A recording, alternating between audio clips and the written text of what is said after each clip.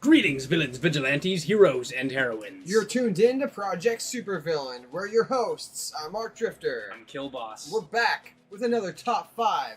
It's September coming up, and so that means we gotta talk about more games. Now, unfortunately, 5 is too small of a number. So now this video says top 5, but really it's like a top 8 because there's like 8 games on here that there's lots to talk about, guys. This is a big month for releases. So, let's not waste any more time. Let's hop into the list. Number 5, WarioWare. Get it together. It's coming out September 10th.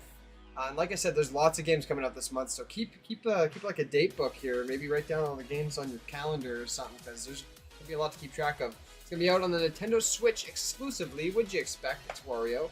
So one of the coolest things about this game is just the sheer amount of content that you're going to get right off the bat. They are offering up to 200 micro games is what they call them. So yeah, 200. That's a goddamn good amount of games. And you're going to get a few different characters to play each one of these games as. It looks like the whole roster is on the art there on the front. But each one of them plays differently, and they tackle the same challenges, but there are different ways to accomplish those depending on what character you play as. You kind of unlock these characters over time throughout the campaign as well, I've noticed. You don't get to start with all of them right away. But that's really cool. They give you lots of options to play, and it just continues. Seeing as there's 200 mini-games and like 8 different characters, that's 8 different ways to play 200 mini-games. 8 times 200, guys. Do the math. That's 1,600. Wait. Yeah. Pretty much every single one of these mini-games is, of course, going to involve the Joy-Con motion controls, because why the fuck would you be playing a Switch if you weren't wanting to use that kind of shit? It's cool features, you know what I'm saying? I did look into this, guys. Switch Lite players can play the game. It's just you're not going to be able to play all of the mini-games. I think... Dude! Yeah, like... I don't think you'd want to play this on the Lite, guys. You're going to want to play this on a full Switch. You got 4 players for multiplayer, and for the campaign, it's 2-player co-op, I've noticed. Not too sure what else to expect of this game. We saw the trailer. It looks really fun. We might have to try it ourselves on stream or something sometime. Yep, so that's one to keep your eyes open for in September. Next, though. Number 4, Sonic Colors Ultimate. Well, this one's a lot closer than the last one. This one's coming out on September 7th, and that's coming out on the Epic Store, Xbox One, and PS4, and the Nintendo Switch. 3 whole days sooner than the other game. 3 whole days. That's... wow! Yeah, so obviously published by Sega and developed by the Sonic team. Blind Squirrel Entertainment, though, that's a new one, and Dimps. I think Blind Squirrel Entertainment's been involved for a while, but everybody I don't give a fuck. Who the fuck are Dimps? I don't know. They might have been involved since day one. Everybody just sees Sonic Team. It's like, those are the devs, but they have some helpers there, too. Like Dimps. Dimps. Yeah. So anyways, we digress. This is another Sonic game that's a one-player game. It's a sequel to Sonic Colors. Whoa! Hold on. We got a problem here. Okay, so right now, we kind of messed this one up, guys. Sonic Colors Ultimate is not a sequel to Sonic Colors at all. I completely fucked up the research, honestly. But anyways, it is just a remaster of Sonic Colors. So essentially, it's just more of that game. I'm pretty sure it was a DS game, a 3DS game. Sorry, I'm not too sure, honestly. But now it is out on all the other consoles that we just mentioned. Essentially, it's just more Sonic. It looks like we said, or like we were gonna say. It looks like a return to form to Sonic. If anybody hasn't played this one, it's probably a good time to try it out. But yeah, I'm sorry, we skimped on the research this time. Kind of fucked that up, my bad. I genuinely thought I knew what I was talking about, and then I realized I didn't. Anyways, let's continue on with the video, shall we? Bye-bye! So, you know, I hope this is good, and I hope Sonic can come back to form, but again, not holding my breath. Let's move on to the next one. Number 3, Lost Judgment. So even though the Yakuza series is no longer doing the beat-em-up thing, Judgment and Lost Judgment seem to be continuing in the universe with the spin-off titles like this. So it's awesome that we're still getting some of that style of gameplay, just with a different story. So this one is coming out on September 24th for the Xbox One, Xbox Series X, PS4, PS5, and yeah, that's it. Just a console release for now, but I did hear that they're going to be releasing it to PCs later down the line. I think they do this with other games. Yeah. Yakuza's been like this Yeah, for a while. Yakuza did the same thing. Anyways, published by Sega, of course, and it's been developed by Ryuga Gotoku Studio. I hope I said that right. That's a mouthful. It's another one-player game. It's a third-person beat 'em up, and it's taking over kind of that Yakuza style. So this is different from Yakuza because this is, well, it's not that different. It's still a crime thriller, but in this case, you're playing as a cop instead of a member of the Yakuza themselves. You're on the other side of the fence this time, boy. So, like the other Yakuza games, this one has a very heavy story focus. You probably are going to be watching a lot of long cutscenes and doing a lot of story segments, talking to different characters, but that's okay because there is plenty of variety in there, not just with the main missions and combat segments, but the Yakuza series is known for having tons of mini-games and side activities, side quests that you can do, and some of these are like just really goofy and just wild and out there. Like, you help film a music video and a food commercial in Yakuza 0, so that is just, yeah, it's like, that's exactly what the Yakuza does with their spare time, man. It's serious, and then all of a sudden it's not serious. It's a very interesting mix of the two. Wouldn't have it any other way, though. This game and other games in the series are very well known for being awesome for this reason. As you mentioned, it's got a very robust combat system, so you're going to have all these different styles and different kinds of ways to attack people. It's just like Yakuza. If you ever played that game, there's multiple different combat styles. Essentially, you can swap between them. And the only thing that's going to make this game even more different is there's a skateboard! You Fucking rad! Kickflip people in the face with the skateboard, and then kick them in the face with the foot. Yeah. We'll just have to wait to find out more about this game once it comes out on the 24th. Maybe they'll drop some more trailers and stuff. We'll know more sooner. But I think we got all the gist of it. We got the gist of it. If you like Yakuza, you'll like this game. Let's move on to the next one. Okay. Number 2, Tales of Arise. So, we got another Tales game. Another one coming out on September 10th here, and this one's going to be out on Steam, Xbox One, Xbox Series X, PS4, and PS5. And of course, it's published and developed by Bandai Namco, as is all the other ones. If you guys aren't familiar with the Tales series, I'll give you a little bit of synopsis. Essentially, it's a third-person hack-and-slash game. They've always been this way. They kind of have this unique battle formula, almost similar to Final Fantasy, except there's no turn-based system. Once you start off in the game, you have the option to play as one of the different characters on your party, and you just go to town. If you're playing as a swordsman, you go up there and walk up and you can attack and dodge and do all that stuff. So there's an element of skill to this aside from just the strategic element. It's a very fun game and a very long one. If you're into JRPGs, you would enjoy this. I highly recommend it. We even named our RPG award after this one because the Tales series is just so well renowned for being such a great JRPG series. I highly recommend checking it out if you haven't checked out the Tales game before. There's plenty out there. So that being said, this one seems to take in the same things as the other ones. There's not too much difference to this one from the previous ones, aside from the fact that apparently you can't play co-op. That's a weird thing. They took that out. You cannot play co-op in this game. It's like that's a really strange thing took out because the they do give you a bunch of different characters to play as. Like, you do have the option to play as any character in your party, and you can swap mid-combat on the fly, which is a great thing. Why? It's like your main feature. It's alright. Everybody went to you. There are people that won't buy this game because of this. I know for sure. Be careful, Bandai Namco. You're puckering buttholes over here. And of course, like any self-respecting JRPG, you are likely going to get hundreds of hours worth of gameplay out of this game, so it's not like they aren't offering you a lot up front, but it's just why take that one feature out. But still, Yeah. Again, you are going to have tons of hours of gameplay ahead of you, so as long as you're the kind that can get really wrapped up in an RPG experience, you'll have no problem losing yourself in this game for hours at a time. And look, lots of people play the Tales games solo, deal with the crappy AI, and they play the game. Like, I play most Tales games by myself, because not everybody's got friends all the time that want to play the game with them. Especially a game that's hundreds of hours. Anyways, we don't have much else to talk about with this game. Let's just hope it is a good game, aside from those glaring issues that I really wish I didn't have to report. Yeah, let's move on to the next one. Cool. Oh yeah, baby. It's time for the honorable mentions. The first one we've got is Outer Wilds, Echoes of the Eye. Well, I know we're cheating. I don't usually do DLCs for our releases here, but you know what?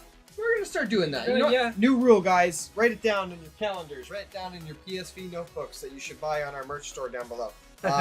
Anyways, write it down. We are now going to be doing DLCs on this list. That's right. And Yeah, that's only because Outer Wilds Echoes of the Eye is coming out. It's like hugely important to me that I tell you guys about this game. I will talk about this game any excuse I get because Outer Wilds is literally like the best game I've ever played. Made by an indie studio, and it just is the coolest outer space kind of simulator kind of game I've ever played. Like, it's got this great story full of mystery.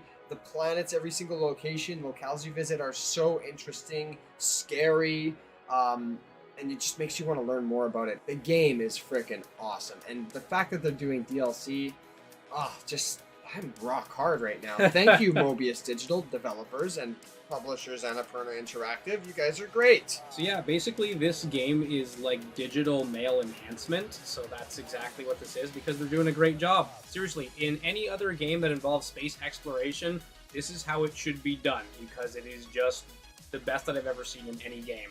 So it looks like it kicks off right after the events of the first game. So if you haven't beaten that, you better go play it so that you can be up to date on the story once you start playing this one. So we don't know much from the trailer, but there is definitely some kind of solar apocalypse going on. Cthulhu is eating the sun or shoving it up his asshole, and it's gone. But you know what? And already the trailer, even though it doesn't show you much, it's got such an ominous tone to it. And you're like, oh. Oh. They're keeping it vague, and they're doing it on purpose. They want us to sit here and wonder, and that's what this game's about, is uncovering mystery and stuff, so it wouldn't make too much sense to give away too much to it. From the little clips that they've shown, it doesn't show any, like, new mechanics or anything like that, per se. I couldn't notice anything there, but it all just, it's probably because my heart was going like this. I was just losing my mind. This game is special to me, so this DLC is going to be something I'm definitely going to dip my toes into as soon as it comes out. You're going to start with your toes and then go balls deep. Yeah, honestly, I'm just so excited, dude. Oh my god. Let's carry on to the next one before I have an aneurysm. Or an orgasm. Both. Life is Strange, True Colors. That's 3 on September 10th now. This is also another game coming out on September 10th. Big day. Yeah, it's a big day for video games. But this one coming out on Steam, Xbox One, Xbox Series X, PS4, PS5, and the Nintendo Switch. So that's like all the major platforms right there. So you're set. Yeah, Life is Strange is apparently all coming just to the Switch soon, so you're going to be able to play the entire series eventually there too. Because I don't know if it's there already right now, but it's coming. I think they might be releasing them all the same day. Honestly, I couldn't tell you. This is our honorable mention, so we do a little bit less research for these ones. Sue me. So Square Enix is the publisher of this one again, and the developer is Don't Nod Entertainment and Deck 9. Collaboration of the two. They've made some pretty good games so far with the Life is Strange series. I haven't played them myself, but I have lots of friends that really love this game, so it's good to see that they're continuing on with it. So this is a single-player experience that you will be playing in the third person, as are basically all of the other ones. It's almost, in a sense, it's got like that interactive film sort of vibe to it, but a little bit less so than other games like Heavy Rain and such. Yeah, no quick time events in this one. It's all just decision-making. So yeah, keeping that in mind, this game is very narrative-heavy. It's got a huge focus on that, the choices that you make and the relationships that you develop with other characters, and how those can play out differently on each different playthrough that you make in the game, depending on the decisions you make. It seems like it's going to be pretty in-depth in that department. Of course, and you're going to be playing as Alex in this one, and the whole goal of this game is, and it shows in the trailer, so this isn't really a spoiler, but you're investigating the death of, I think, your brother, which supposedly, another thing the trailer says, is not an accident. So now that's a mystery to solve right there. Not sure what the hell happened to them, but you're going to have to figure it out. And Alex has special abilities. They have the ability to sense other people's emotions, so it's kind of like an aura that they see and feel. And they have this unfortunate side effect of it is whenever there's people that are losing their shit, essentially, whenever someone's going through something, she goes through that as well, and she can lose control and stuff. So I don't know exactly what that means. The trailer's a little vague in that regard. Maybe something's gonna fucking explode. Maybe the microwave fucking goes off or something, you know, in the other room. I don't know. It could be like Matilda. Could be anything. Let's move on to our number one pick. Number 1, Deathloop. Deathloop, the beginning of the end. Okay, anyway, there's a trailer for this. No, Peach. No. Just Okay, maybe I'm back. trying to talk about the trailer, which, was incredibly catchy. They have whole song for just this game. So, you know, Bethesda's really trying to make this game a big thing. And I'm not surprised because really, with the gameplay we've seen, it's actually looks pretty good. Yeah, It looks pretty good. It looks pretty good. It's coming up for, surprisingly, a Bethesda game coming out exclusively to PS5 and Steam for the first year, and then apparently on Xbox a year after. It's so strange. I'm gonna go ahead and say I think this is some sort of deal made prior to the acquisition. Yeah, there were gonna be a couple of those. Yeah, yeah, definitely. So anyways, Bethesda, Arcane Studios is the developer, and it's another first-person game, one player. I actually thought it was going to be a two-player game for the longest time. Same. I thought it was going to be like some sort of online kind of like... Almost like, but yeah, like a, you know, like a versus thing where you have objectives. Here, this is not what this game is. Deathloop is a story game, and it's very much similar to Dishonored in the way it plays, I can tell. If you guys take a look at the gameplay, you're like, well, that's arcane-y. Yeah, definitely. So we don't know like a whole bunch about the game right now. There's a fair amount of information out there, but you know, not enough to spoil anything, thankfully. They want to keep it mysterious. And that's a good thing, because it does look intriguing. I mean, you wake up on an island and you're stuck in a time loop, and your objective is to break the loop, whereas I believe the other assassin that's hunting you, they are trying to preserve this time loop. So the way for you to escape is by breaking that. So you play as Colt, and he is basically an assassin that is being endlessly murdered by one of 8 visionaries. And yeah, the first assassin we mentioned there is one of the 8. That's the girl you see in the trailer. Yeah, Juliana, I think. I think her name is that. Anyways, but there's 8 of them, and they're all different. They all have different things going on with them, and that's something that you'll learn throughout the story. This is a very much, if anybody's familiar with Hades here, you'll recognize this roguelike kind of style that they have going on where you're dying, and that's actually a good thing. You're going to learn more plot by dying and stuff because different things will happen each time you play. But you know what? You'll be starting off with like lesser stuff. You'll have very little to start off at the beginning, and then you gain more and more stuff just like Hades. So like if you like that game, you'll be familiar with this, but this is a first-person game, so it's very different in that way. So, of course, with having that Dishonored-like style to it, you are going to have a nice blend of stealth and action. So they had a pretty even balance of that in Dishonored, so it looks like we can expect the same thing from this. But you're also going to have a number of cool powers. Again, that is kind of like Dishonored, actually. But telekinesis, teleportation, that kind of stuff.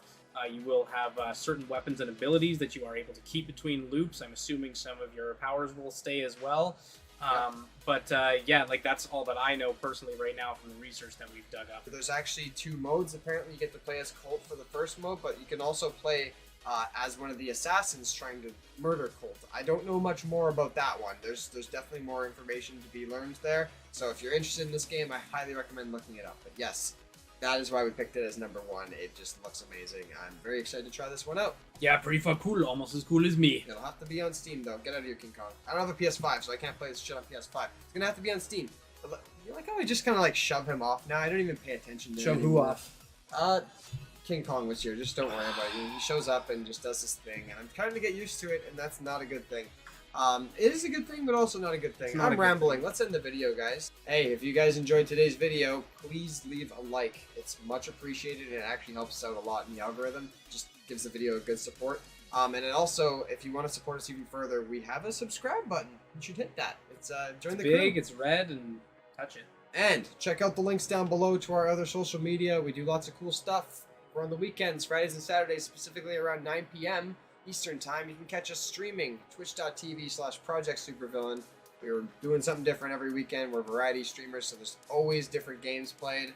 And it's usually a good time, so we appreciate seeing new faces. That's right. Come hang out with us, and you can get involved in our Discord too if you'd like to. So just be following us, send us a message, ask to be invited, and we will invite you to the Discord server, and you can hang out with us, you know, one-on-one, mano-a-mano. Anyways, if you want to join, it's out there. We appreciate it. But that's going to be it for today's video, guys. All right. Thanks for joining. Thanks for watching. Project dismissed.